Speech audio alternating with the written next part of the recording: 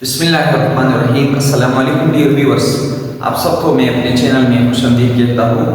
Dear viewers, जैसे कि आपको मालूम है कि हमने क्लास 9 बायोलॉजी स्टार्ट किया है। इसी सिलसिले में आज जो है हम एक नेक्स्ट टॉपिक आपके साथ शेयर करने वाले हैं और उस टॉपिक का नाम है ट्रांसपोर्ट एक्रास द प्लाज्मा और सेल मेम्ब्रेन। यानी सेल मेम्ब्रेन के आर पार कौन से अमल जो है वो परफॉर्म होते हैं। तो सेल मेम्ब्रेन से दो किस्म के ट्रांसपोर्ट होते हैं। One is the passive transport and the next one is active transport. अब पैसिव ट्रांसपोर्ट क्या है और एक्टिव ट्रांसपोर्ट क्या है। फॉर एग्जांपल ये सेल मेम्ब्रेन है, तो यहाँ से यहाँ तक दो किस्म के प्रोसेस होते हैं। One is the passive transport and the next one is active transport. One is the passive transport and the next one is active transport. अब पैसिव ट्रांसपोर्ट क्या है और एक्टिव ट्रांसपोर्ट क्या है। तो बेटा, अगर यहाँ से कोई भी चीज सेल के अंदर जाता है या सेल से बाहर आता है और इस अमल के लिए एटीपी इस्तेमाल नहीं होता, सो this is called passive transport. ATP का मतलब एनर्जी।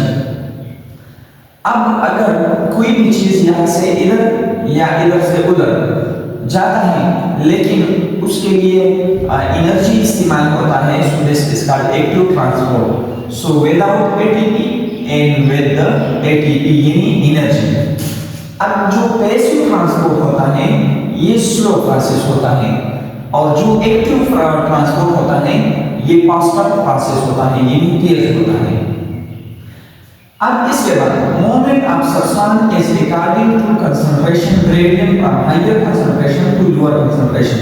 यहाँ पर किस तरह होता है, यहाँ पर मॉलिक्यूल मूवमेंट करता है लेकिन ये कंसंट्रेशन ग्रेडियंट के मुताबिक किस तरह हायर कंसंट्रेशन से जो है मॉलिक्यूल जो है वो मूवमेंट करता है लोअर कंसंट्रेशन की तरफ। फॉर एग्जांपल यहाँ पर 100 मॉलिक्यूल है और यहाँ पर 0 मॉलिक्यूल है, तो यहाँ उनकी कंसंट्रेशन ग्रेडियंट जो है वो ज्यादा है यहाँ पर कम है, तो यहाँ से जो है ये मॉलिक्यूल यहाँ पर जो है ट्रांसफर हो जाएंगे। सो this is called passive transport. लेकिन ये जो है अगर ये इधर जा रहा है तो इसके लिए एटीपी की जरूरत नहीं है। अब एक टाइम जो है वो आ जाएगा कि इस साइड और उस साइड जो है मॉलिक्यूल की जो मिकदार है कंसंट्रेशन है वो बराबर हो जाएगा। तो फिर क्या होगा, फिर सिर्फ और सिर्फ इस तरह होगा कि एक मॉलिक्यूल जो है इधर आ जाएगा, इधर एक जो है इधर आ जाएगा और ये अमल जो है दिस इज कॉल्ड इक्विलिब्रियम। तो लास्ट में जो है इक्विलिब्रियम स्टेट जो है वो एस्टेब्लिश हो जाएगा। अब यहाँ पर क्या होता है एक्टिव ट्रांसपोर्ट में, यहाँ पर मूवमेंट तो होता है लेकिन अगेंस्ट द कंसंट्रेशन ग्रेडियंट। किस तरह, फॉर एग्जांपल यहाँ पर 100 मॉलिक्यूल है, पहले हम यहाँ पर पैसिव ट्रांसपोर्ट को भी अप्लाई करेंगे और फिर इसके बाद एक्टिव ट्रांसपोर्ट को भी अप्लाई करेंगे। फॉर एग्जांपल यहाँ पर 100 मॉलिक्यूल है, यहाँ पर 0 है, तो मॉलिक्यूल यहाँ से जो है इधर आ जाएगा। लास्ट में एक टाइम आ जाएगा कि 50 इधर होगा, 50 इधर होगा, इक्विलिब्रियम स्टेट होगा। अब यहाँ पर देखिए, अब हम जो है यहाँ से जो है ये मॉलिक्यूल ट्रांसफर करना चाहते हैं इधर, तो अगर आप यहाँ पर देखें अब यहाँ पर 49 है और यहाँ पर 51 है, तो इधर जो है कंसंट्रेशन ज्यादा है और यहाँ कम है, तो this is the movement against the concentration gradient. फिर इस तरह ये जो है ये कम हो जाएगा और आखिरकार यहाँ पर ज्यादा हो जाएगा। तो अगेंस्ट द कंसंट्रेशन मूवमेंट है किस चीज की, मॉलिक्यूल की। अब इसके बाद ये जो पैसिव ट्रांसपोर्ट है इसके लिए सेमी परमिएबल मेम्ब्रेन की जरूरत होती है या नहीं। तो इसमें दो केसेस हैं, यहाँ पर दो कंडीशन है, या तो होगा या नहीं होगा। अब इसके बाद जो नेक्स्ट पॉइंट है, अब यहाँ पर देखिए ये जो प्रोसेस है passive transport not affected by low temperature, ये जो है टेम्परेचर की कमी की वजह से जो है मुतासिर नहीं होता। सिर्फ और सिर्फ ये होता है कि लो टेम्परेचर इस प्रोसेस को स्लो करता है लेकिन इसको रोकता नहीं। इसके अलावा एब्सेंस ऑफ O2 ऑक्सीजन की एब्सेंस जो है ये भी इसको इफेक्ट नहीं करता, क्योंकि ऑक्सीजन जो है ये जो है दरकार होता है एटीपी प्रोडक्शन के लिए। तो अगर एटीपी की जरूरत नहीं है तो फिर ऑक्सीजन की क्यों जरूरत होती है। इसी तरह साइनाइड, साइनाइड का मतलब जहर, पॉइजन। ये साइनाइड बेसिकली ऐसा करता है कि सेलुलर रेस्पिरेशन में एक अमल है जिसका नाम है electron transport chain. Electron transport chain ये एक प्रोसेस है।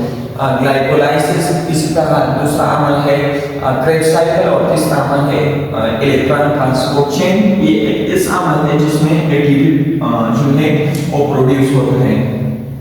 ये एक ऐसा अमल है जिसमें एटीपी प्रोड्यूस होता है।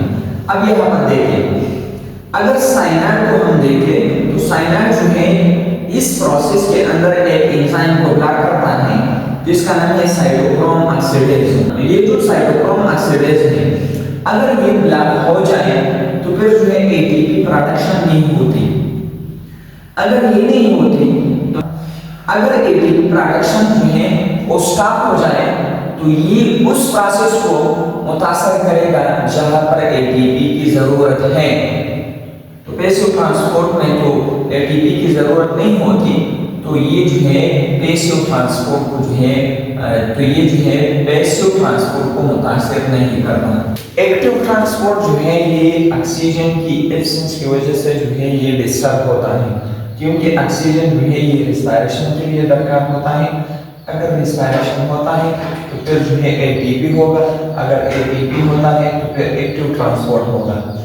अगर लो टेम्परेचर की हम बात कर ले तो लो टेम्परेचर भी जो है इस प्रोसेस को मुतासिर करता है।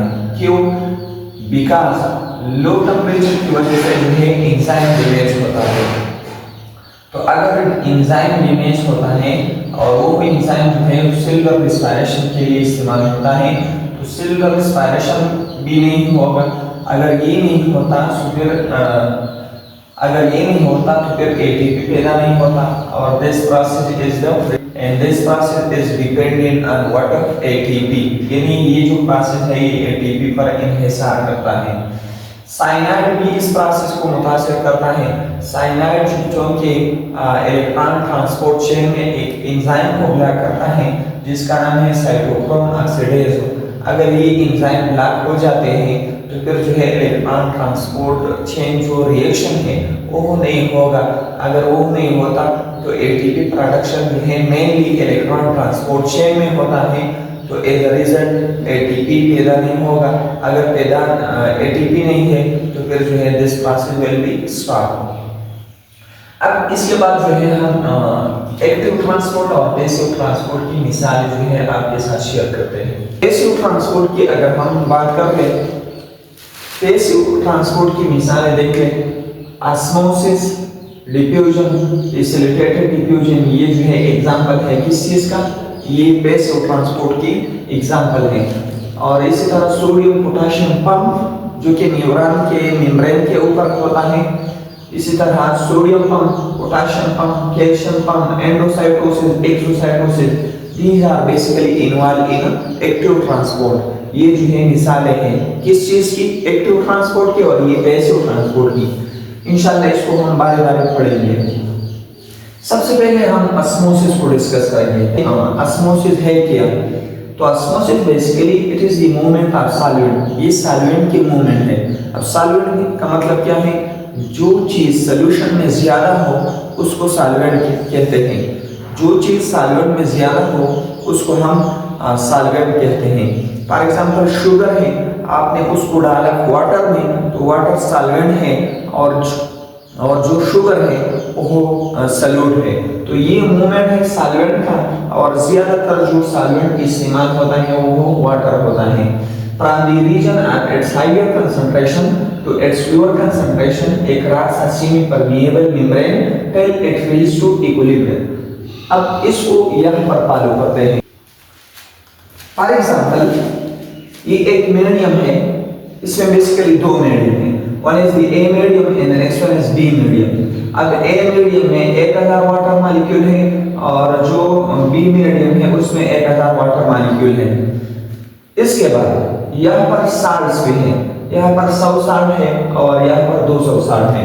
अब यहाँ पर देखिए, यहाँ पर 1000 अब यहाँ पर 1000 वाटर में से 100 जो वाटर है वो 100 साल्ट के साथ जो है उन्होंने रिलेशन बनाया है। और 900 जो है वो फ्री है।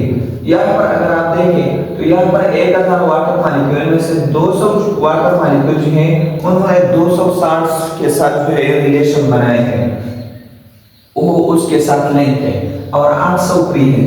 और ये जो दरमियान में एक मेम्ब्रेन है ये सेमी परमिएबल मेम्ब्रेन है। सेमी परमिएबल मेम्ब्रेन का मतलब ये है कि ये जो है कुछ चीजों को अलाउ करता है और कुछ चीजों को अलाउ नहीं करता।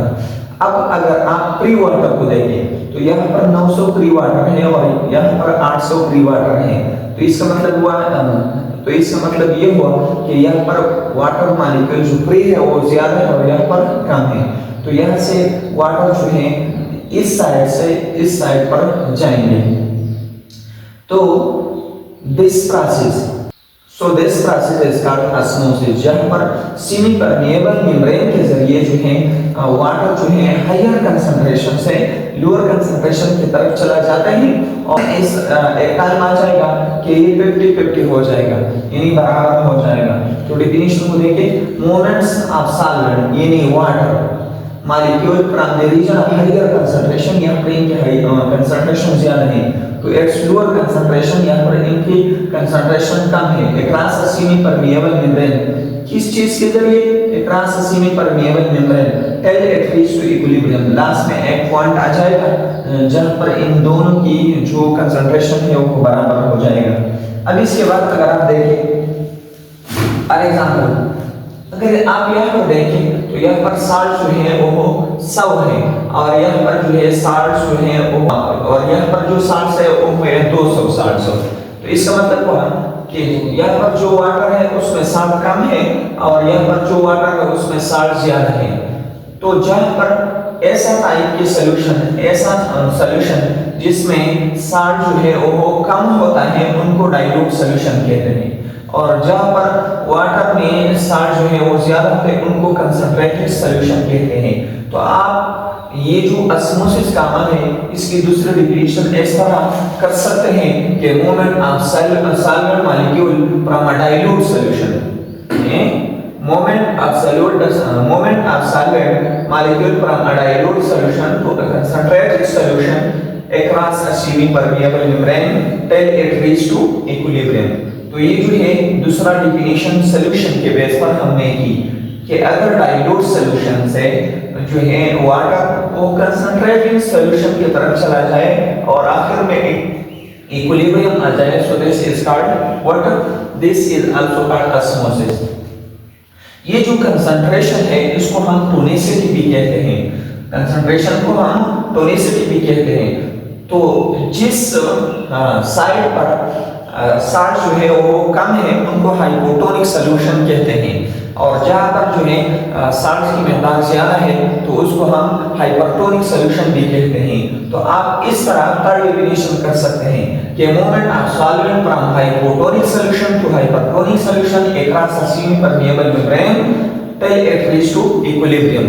तो तीन डेफिनेशन, वाटर मॉलिक्यूल अगर हायर कंसंट्रेशन से लोअर कंसंट्रेशन की तरफ चला जाता है तो this is called water, this is called osmosis. दूसरा डेफिनेशन, अगर डाइल्यूट सॉल्यूशन जो है वाटर वो कंसंट्रेटेड सॉल्यूशन की तरफ चला जाता है सो this is also called water osmosis.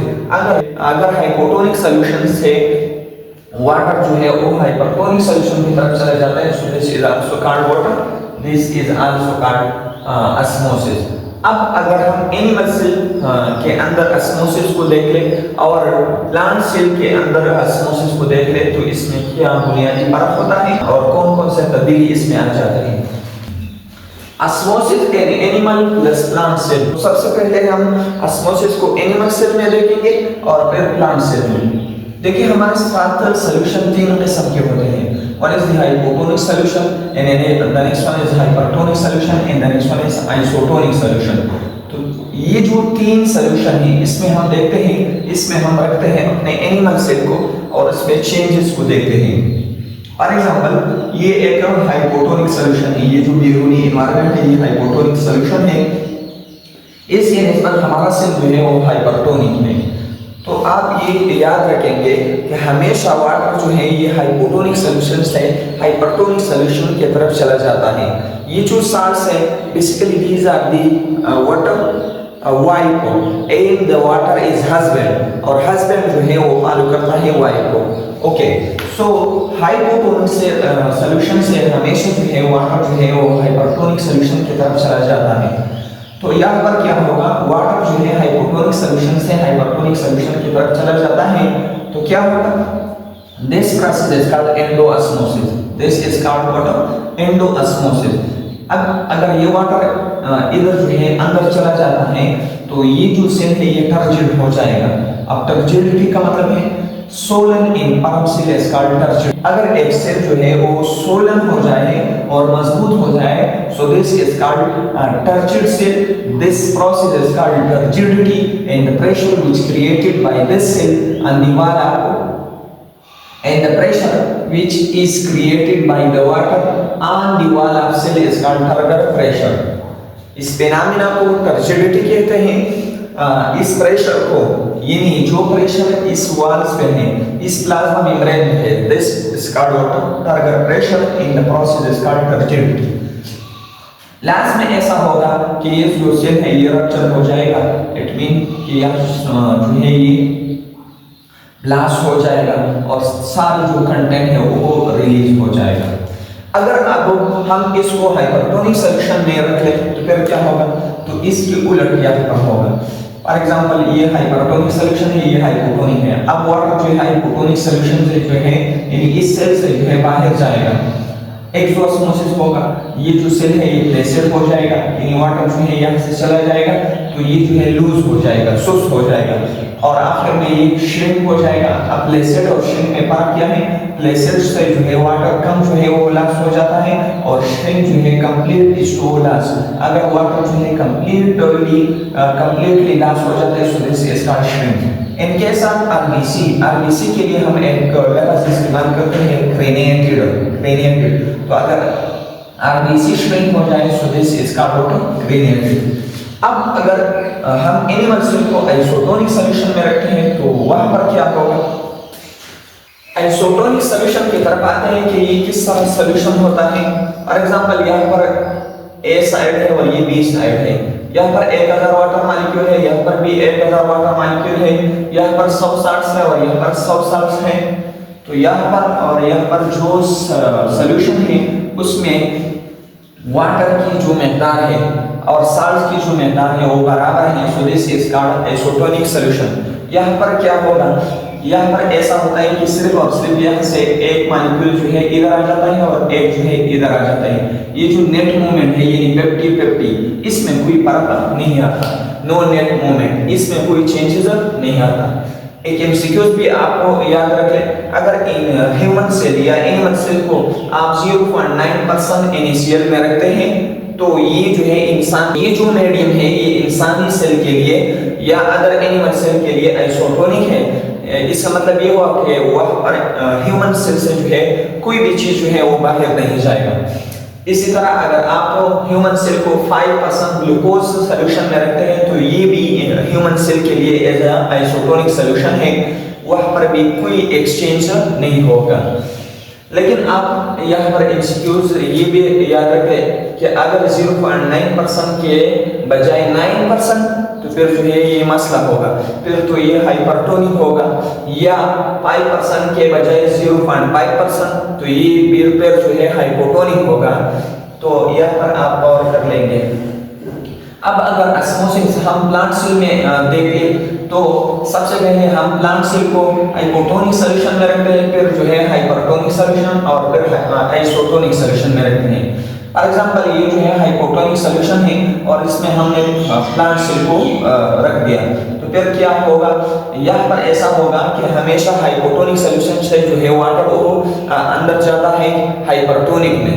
तो यहाँ पर देखिए, यहाँ पर वाटर जो है इधर अंदर आ जाएगा, यहाँ पर वाटर जो है इधर अंदर आ जाएगा तो एंडोऑस्मोसिस हो जाएगा। ये सेल जो है ये टर्जिड होगा, सोलन और परम सेल को हम टर्जिड सेल कहते हैं। This process is called turgidity. अब ये जो वाटर इस वॉल्स पर जो प्रेशर क्रिएट करता है, this is called turgor pressure in the phenomena is called turgidity. Does not rupture, ये जो है रप्चर नहीं होगा, ब्लास्ट नहीं होगा, due to rigid cell wall, क्योंकि सेल वॉल जो है वो प्रेजेंट है प्लांट सेल में। तो ये थी हाइपोटोनिक सॉल्यूशन की कंडीशन। अब इसके बाद हाइपरटोनिक सॉल्यूशन की कंडीशन देखते हैं।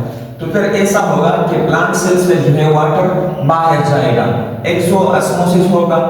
इसी तरह वैक्यूल से जो है वाटर भी जो है वो बाहर जाएगा। आखिरकार ऐसा होगा कि जो सेलुलर कंटेंट है, माइटोकॉन्ड्रिया है, अदर ऑर्गेनेल है, गोस टुवर्ड वन साइड, ये जो है एक साइड पर चला जाएगा। This process is called plasmolysis. This process is called plasmolysis and the cell is called plasmolysed cell. अब अगर आप इसी सेल को दोबारा वाटर में रखते हैं या हाइपोटोनिक मीडियम में रखते हैं तो ये अपोजिट हो जाएगा। किस तरह? Water again goes inside the cell, water जो है अगेन सेल के अंदर चला जाएगा एंड स्विल अप और स्विल हो जाएगा। This process is called deplasmolysis और इसके बाद जो सेल होगा वो डीप्लाज्मोलाइज्ड सेल होगा।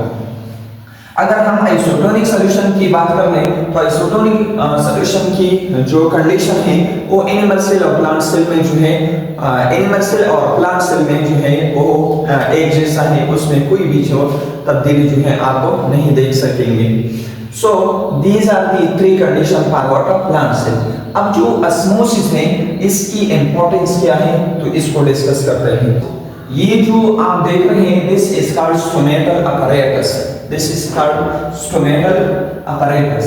इसमें दो किस्म की सेल है, ये जो बीन लाइक है, बीन शेप है, तो this is called water guard cell, और ये जो इसके सराउंड है this is called subsidiary cell. Subsidiary cell यहाँ पर ऐसा होता है कि ये जो सब्सिडियरी सेल है यहाँ से पोटेशियम जो है इस गार्ड सेल में चला जाता है।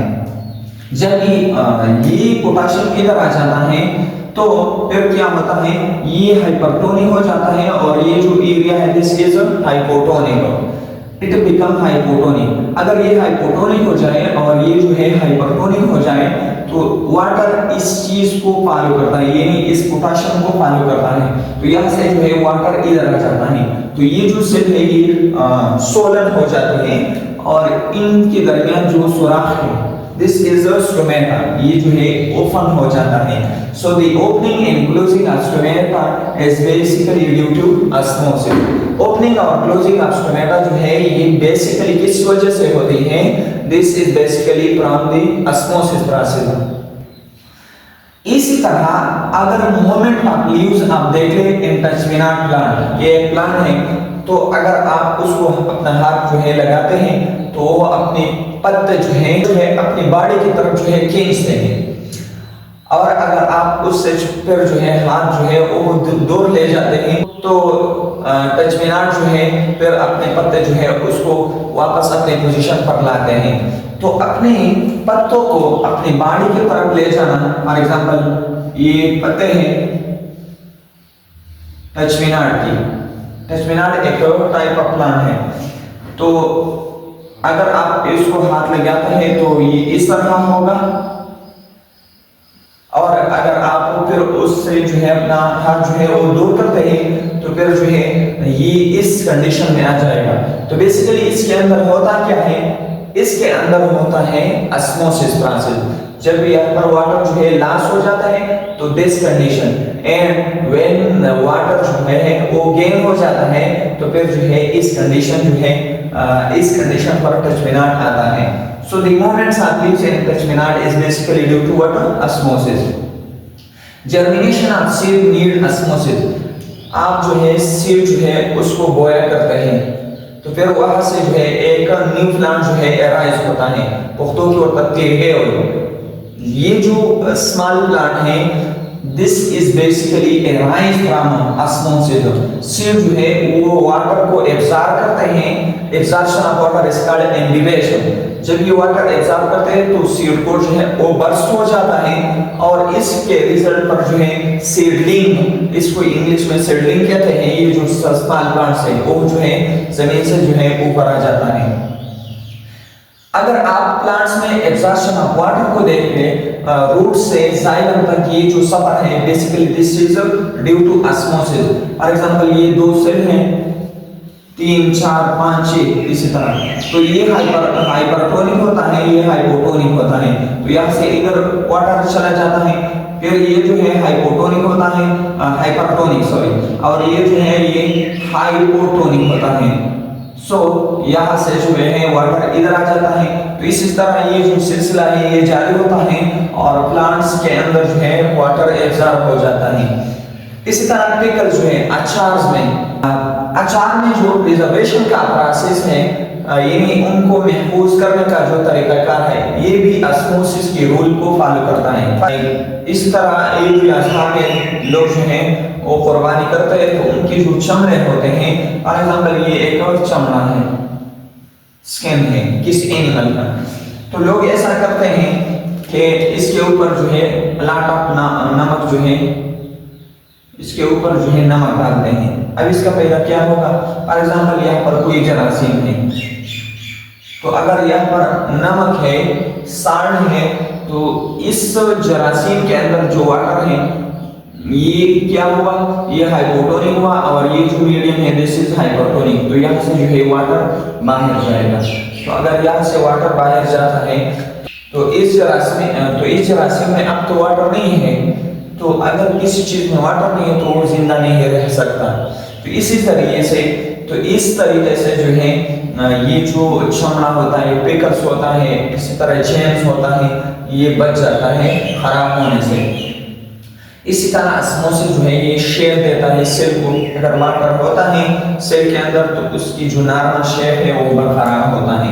स्ट्रेंथ टू यंग प्लांट्स, ये जो छोटे छोटे प्लांट होते हैं उसको ताकत देना, तो ये उसको ताकत देना, उसको सहारा देना, this is basically done through osmosis. Flower opening plus closing at the day at night, कुछ प्लांट ऐसे हैं जो कि दिन के वक्त अपने फ्लावर को जो है वो खोलते हैं और रात के वक्त वो बंद हो जाता है। दिस इज बेसिकली, इसके पीछे ऑस्मोसिस का प्रोसेस इन्वॉल्व है। तो ये थी ऑस्मोसिस। इंशाल्लाह नेक्स्ट क्लास में हम डिफ्यूजन को डिस्कस करेंगे। So see you in the next class. Thanks for watching. अस्सलाम।